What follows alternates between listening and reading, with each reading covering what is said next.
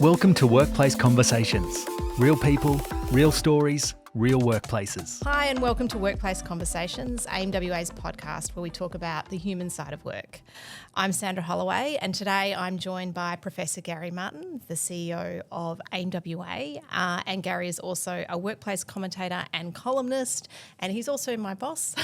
So we love having him on the podcast, and we will have him and we'll feature him once a month based on some of the articles that he writes about, because they do get a lot of traction across the globe. So, Gary, recently you wrote an article for Forbes, and it was entitled "The Need for Psychological Safety Without the Bubble Wrap." Now, this article caught the attention of Professor Amy Edmondson from Harvard Business School. So, Gary, can you tell me about that article? Yes, I wrote an article about psychological safety because I felt that we've gone off track with what it actually means in the workplace. Way back in 1999, Amy Edmondson wrote an article about psychological safety. And my article was really about trying to get back to the real meaning of psychological safety, because I think the meaning has been derailed along the way, and I thought it was time that we actually put the focus back on what it actually means rather than what people are saying it means. So let's talk about who Amy Edmondson is, because her sharing your article is a really big deal. So for anyone in the leadership space, people know that Amy is one of the world's leading authorities on psychological safety. So the fact that she shared that article with Bravo, basically congratulating you on your interpretation of psychological safety today, as I said, is a big deal. So when we were talking about it this morning, we were basically likening it to one of the Beatles liking a song, or that you had published across, Instagram or something along those lines, because it is a really big deal. So congratulations on that. Well, thank you for that. But I was kind of felt like I was stating the obvious. It was just a return to what Amy had actually meant.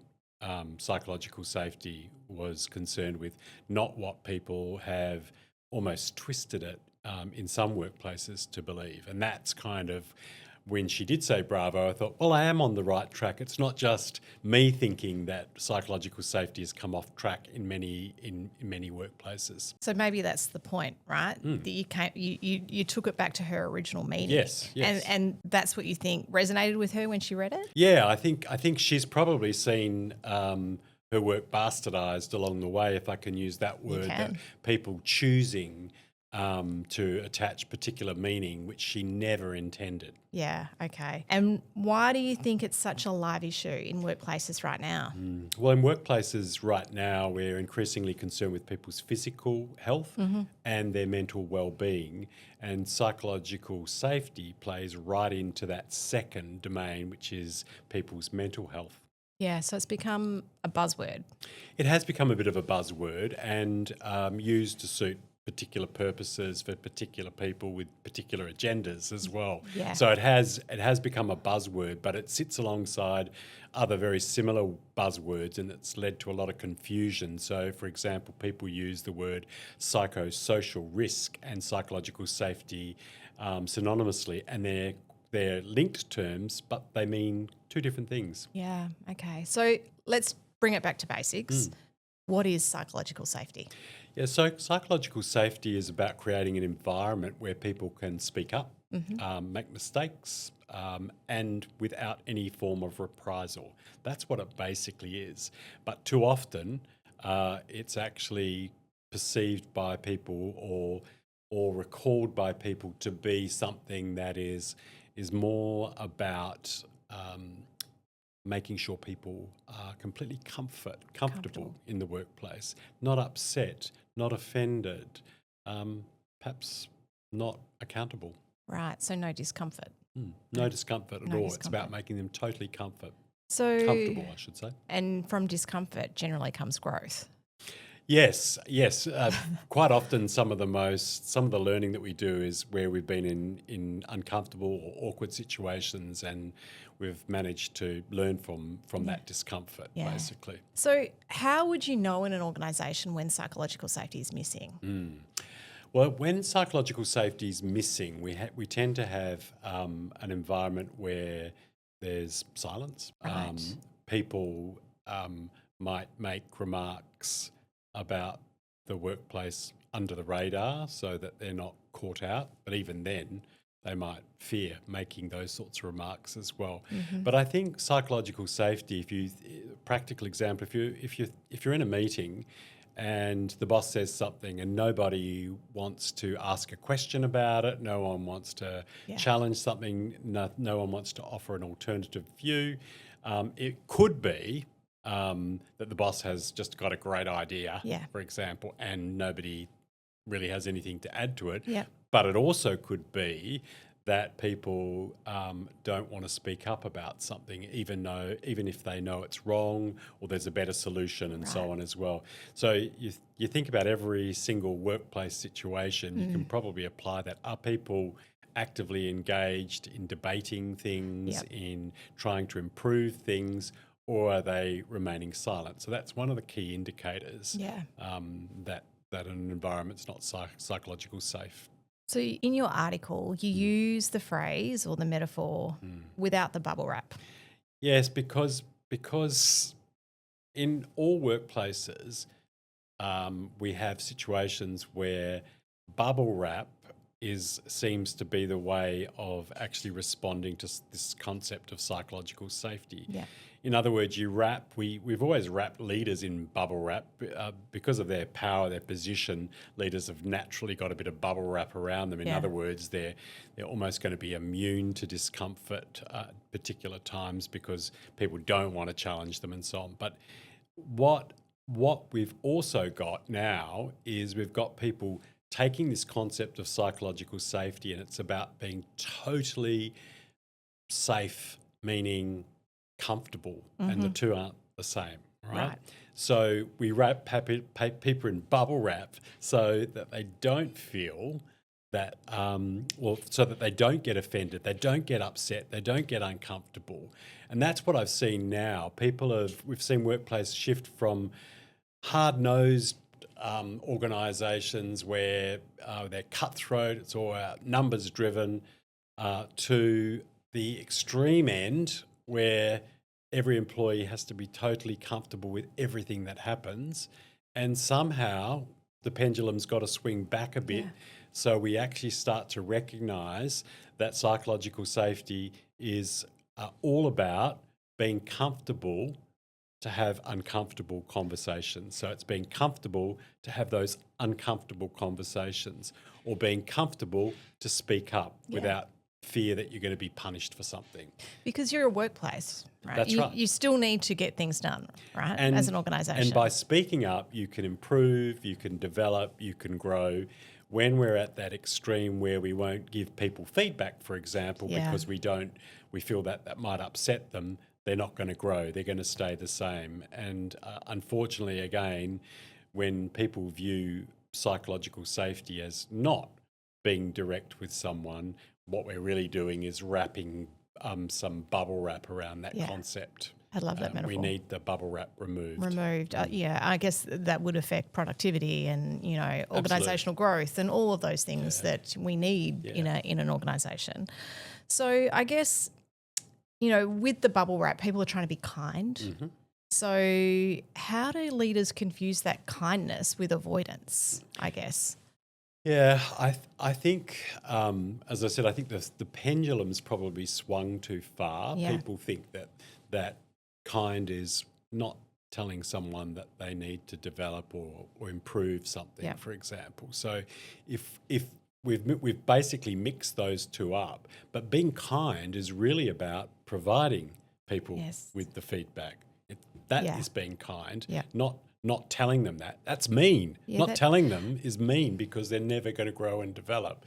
So feedback's just one of those dimensions where, people think that if I give feedback, it upsets someone, then it's not a psychological safe environment. Or if you've interacted with someone and you've seen the way they've interacted with someone else and you've not stopped and given them feedback on it, it kind of does mean that they're not going to be able to grow and develop, or at least have another perspective on the way someone's behaved, for example. Yeah. So I guess, when it comes to performance, so I guess this is a question for you. What happens to performance when those difficult conversations, and we say difficult conversations, but we don't like using the term difficult conversations. No, They're it's just conversations, yeah. when those conversations are avoided. Well, I think first of all, the concept of psychological safety, if we embrace that, we do just have conversations. Yeah. Conversations become normal. Yes. Whether they're difficult or not difficult, they're just normal. We're open to those conversations. So that's really what we should be aiming for, an environment that has conversations that are not labelled difficult. They're just part of the everyday life in an organisation. I think that's kind of really where we're at with psychological safety. Yeah, that's a really good point. So stop branding them difficult. No, They're just it's just conversations. They're the norm. They're the norm, yeah. They challenge ideas, they fix things up, they provide feedback. That's what psychological safety is all about. So you can have psychological safety and high expectations at the same time. You can have very high expectations. In fact, the very fact that you might give someone feedback or encourage them to speak up is because you do have high expectations and you want to see both the individual, the team, the organisation move forward. Yeah. Otherwise, I think you're an architect of decay. You try and design your demise rather than your future. If you don't start to build on these things and build on where you're at, you're designing your demise rather than the future. Architect of decay. I'm writing that down. I'm going to steal that. I liked it. Yeah, it's through not challenging ideas, not innovating, not moving forward, not giving feedback. You're actually designing your organisational demise as an individual, as a team, or as your entire organisation. So is it your opinion then in some forms we've mistaken silence for agreement in organisations? Yeah, in many cases, silence tends to masquerade as agreement, but it's not the case. We need to have people that will speak up, and if people are naturally quiet, we need to provide them with space, because sometimes we go into workplaces where a lot of people have a lot of views and those people are comfortable in speaking up, but there are other people that need space to be able to speak up. And we should also think about the fact that it's about people who want to contribute at a particular time when they've got something meaningful to say. Not everybody wants to have every word as well. So we've got to understand that's part of the dynamic. Just because someone's silent all the time might mean that they genuinely don't have anything to say. Yeah, but I guess it's checking in on that and making sure. Making space for them if they want to. Yeah, making space. We're in a pretty uncertain time right now. Sure. So why does it matter most in those times of uncertainty? Like right now we have headlines around AI, we've got headlines around war, global uncertainty. Why does psychological safety matter the most right now? Well, I think the pressure's on in most workplaces. And so if the pressure is on to maintain your market share, to grow, an organisation without psychological safety it really comes back to what I've just said. We end up falling behind, not being competitive, not moving forward. Even times that are uncertain, like now, we need to ramp up our efforts to do better. Because we've got stronger forces working against us. So this is where psychological safety is really, really important. We need to move things forward. The other thing I would say, which is really important at the moment, is that in organisations where there's a lack of psychological safety, people tend to move on to other jobs. If they feel like they can't speak up, if they feel like they're being pressured to do the wrong thing, and they'll move on. But at the moment, people are uncertain, so they stay in a job. And if they're feeling psychologically unsafe in a job, that means you're going to just be spinning your wheel in an organisation. Normally what happens when people feel unsafe, they move on. But at the moment, people aren't moving on. So we do have people in workplaces right now who feel that the place is not for them, they feel unsafe, they don't feel like they can speak up, and they stay. And I guess... And when they stay... Yeah, that's an issue, right? Yeah, of course it's an issue. It means that you're not going to be engaged with a workplace, Yeah. you're going to be less productive because you really don't want to be there. Simple as that. And I guess when things stabilise, you would then see a big Movement out. and then be stuck when with other opportunities come up. Yeah. And I think that's really what people overlook, because people think psychological safety is a nice to have type of thing. Yeah. But it actually does affect the bottom line of a business as well. Yeah, productivity and So we'll go into some practical stuff around psychological safety. If you're a leader listening to this who thinks I really resonate and I want my team to speak up more, where can they start? Well, the biggest one is obviously making space for people to speak in a meeting, particularly all voices around the table. Yeah. But probably on top of that, what's more important is how you react to it. So if you have an adverse reaction, if you encourage people to speak around a table and then you have an adverse reaction, Yes. that means your body language shows that you think it's Yeah. a silly idea or a crazy idea or that's not going anywhere, then you will very quickly unravel any safety that's in that particular forum. So I think it's your reactions. The number one thing is, how do you react to good news? How do you react to bad news? And that kind of reaction is going to set the scene for everything else that follows. So Monitor it. Monitor your reaction. Think about how you're going to react. Pause before reacting. You've actually just answered my next question, which is what is something a leader can do in their next team meeting. Yeah. So Pause before you react. There's all sorts of comments you can make that buy some time for you to think about it, for you to process it. Let me think about that is one of them. Yeah. Instead of an automatic reaction, which could end up being negative. Like, I don't like that. Yeah. Or I don't think that's going to work. Yeah. Versus, let me think about that. And then ask more questions. Yes. What makes you say that? How's that going to work in this situation? You can ask a series of questions. If those things become the norm,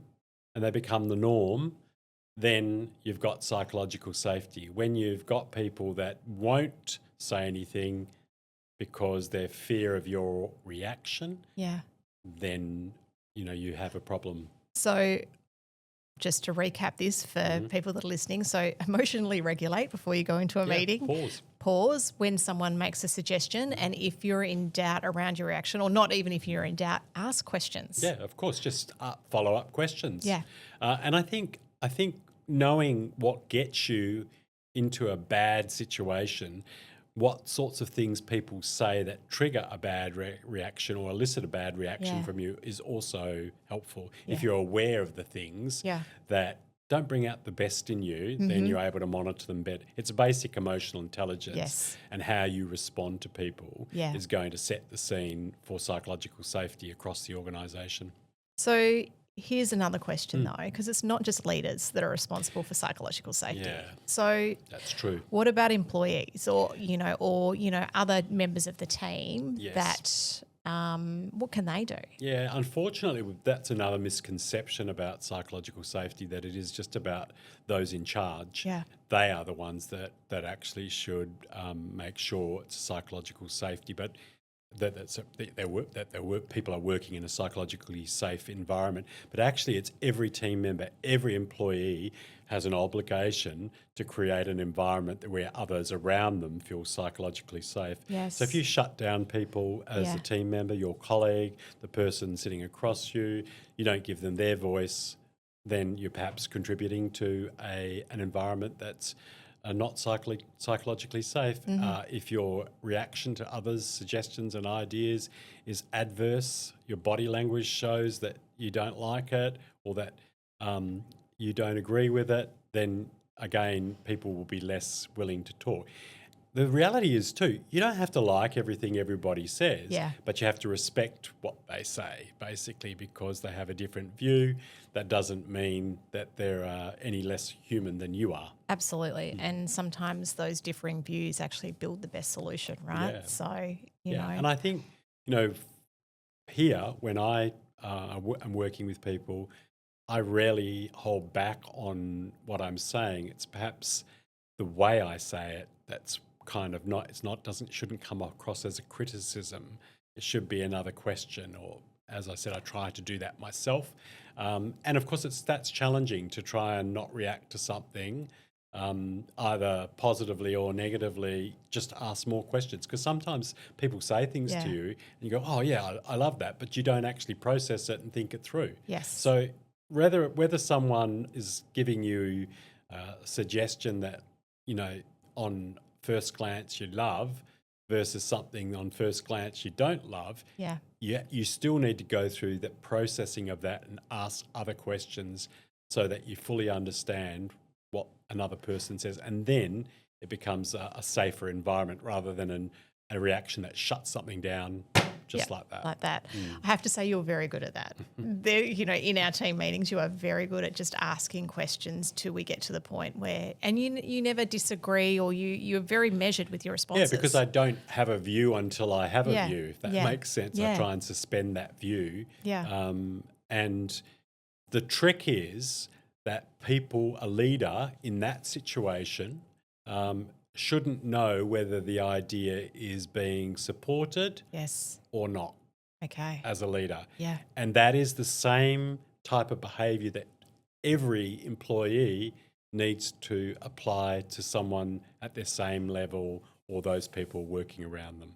What's the difference between, I guess, for people that are listening, what's the difference between challenging an idea or attacking a person? Because I think some people sometimes think, I can speak up now, but they don't necessarily speak up in the most constructive way. I think if you're challenging someone, you're asking questions, you have an even tone to it. Yeah. You don't raise your voice, it's your normal speaking voice. That's a starting point. Whereas when you're attacking someone, you're probably going to make it personal about them. Oh, yes, you would think that, Sandra. That kind of a reaction. Or you saying the right things, but your body language saying others. So it's about monitoring what you say and monitoring your body language that supports it as well. Yep. And people know when they're being attacked. They can feel it as well. I know that's hard to describe, but someone will feel if they're being attacked. Absolutely. Versus someone just being asked questions, basically. Yeah. Gary, thanks for coming on to unpack that article. But I have one question for you. What is one practical thing that leaders can do this week to create a psychological safe environment in their workplace? Yeah, so I think that is pretty simple. Step back, watch people interact. See how they interact with each other, how everyday employees actually talk. Are they supporting each other? Are they listening? Or are they asking for ideas, running off? It's all about taking some time just to see how others interact, and then being very conscious of how you interact with others as well. Because it's not just about leaders, it's about how everyone around you interacts, but you will set the scene for that. Yes. Professor Gary Martin, thank you for joining us on Workplace Conversations, and we'll see you again soon. Thanks, Sandra.